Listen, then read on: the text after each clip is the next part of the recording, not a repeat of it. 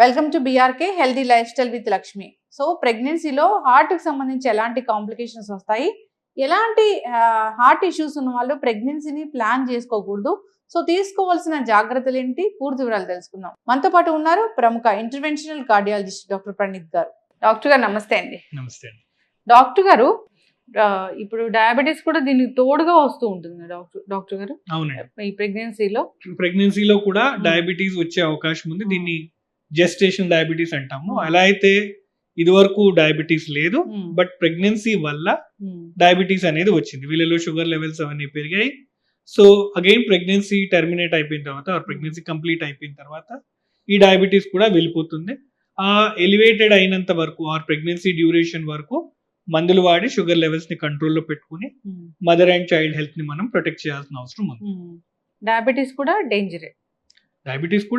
Diabetes వల్ల కూడా both mother and child health మీద దాని ప్రభావం కనిపిస్తుంది. బేబీ గ్రోత్ ఎఫెక్ట్ అవుతుంది. లార్జ్ బాడీ సర్ఫేస్ ఏరియాతో పుట్టే బేబీస్ ఫామ్ అవుతారంటాము. ఫ్లూయిడ్ సరిగ్గా ఫామ్ అవ్వకపోవచ్చు. సో ఇతర ఇష్యూస్ ఉంటాయి. మదర్ హెల్త్ మీద కూడా దాని ప్రభావం ఉంటుంది, అలాగే చైల్డ్ హెల్త్ మీద కూడా ఉంటుంది. సో ఇవన్నీ రికగ్నిషన్ అండ్ ప్రాపర్ కంట్రోల్ చేయడం ద్వారా ఇవేమి ఇబ్బంది పెట్టకుండా మనం కంట్రోల్ చేయొచ్చు. ధన్యవాదాలు డాక్టర్ గారు.